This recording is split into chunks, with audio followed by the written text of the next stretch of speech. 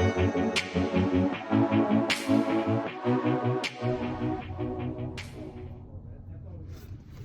right, so this is a 2016 Paccar, so either a Pete or a Kenworth.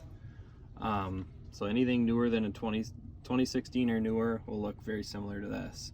So this is kind of the setup of the hub. So you have power, ground, these go to the bridge, and then you have, so those are white and brown, then you got a black and a gray. These go to kind of what we call our mixer can. So this is 2 terminating resistors. These run between the hub and the bridge, and that's where the communication gets. So this hub will actually take information from the chassis bus, bridge it over, and send it across this bus to the bridge. This device connects to the tablet in order to get the data up there.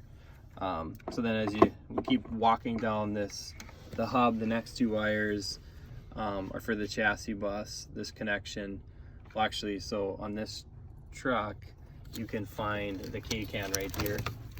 So you can see that. So here's the K-can backbone. Basically, we just do a Y into that, and that gets us all our chassis bus. That's a 250K baud. And since we're up here already, this is where the splice packs are. So there's an ignition, you can tell by the orange. We take this off, we take the wedge out, push the ignition wire in there. We got one for ground, so that's a white for ground, and then we also have a red, and that's the constant battery power.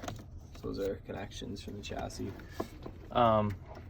We'll just kind of keep walking over. So if you get a tablet from us, or you have your own tablet and you want to power it, there's extra powers right on the hub, so you can see on the decal that there's different 12-volt constant powers and grounds.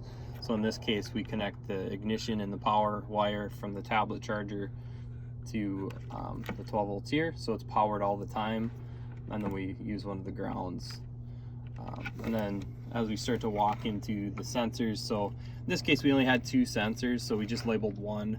The yellow in this case represents the slump cable coming in. So brown is power. We power that through our power harness, so it gets ignition, so when you shut it off, that sensor goes off. The blue wire, that goes into any one of the free grounds, so you can see our ground map on the decal, so we just picked that one to plug it into. And then our white wire is our sensor wire, so that's this second from the bottom on connector A, or so A position 7. And then if we look at the next sensor, so this one has a water flow meter on it. So that one is just a 2-wire sensor.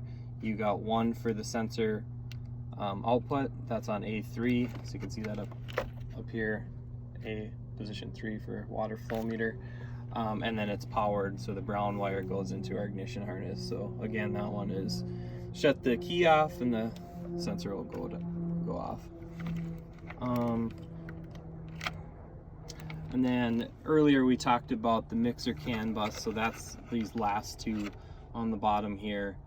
And then as you follow these up, so this grayish white wire, that's the ground that went to the splice block, ignition that went to the splice block.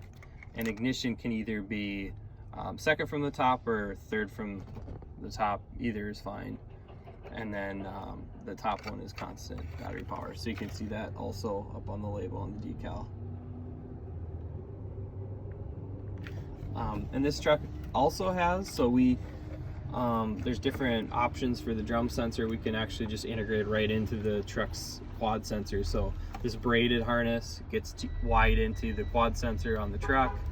We just take the drum speed and direction wires off of here. So the S1 or the speed wire is this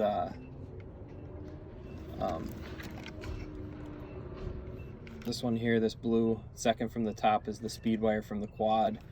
And then over here, this white, sorry about all these wires, but this white one down here, second from the bottom on the blue, that's your direction wire going to the quad sensor. You can see those again on the decal up here. On that's really what the installation looks like. So you can tuck all these back in. You can see that this is just kind of, this panel comes right off here. So you pull the bezels off, you take the 4 screws off, and everything really sits behind this.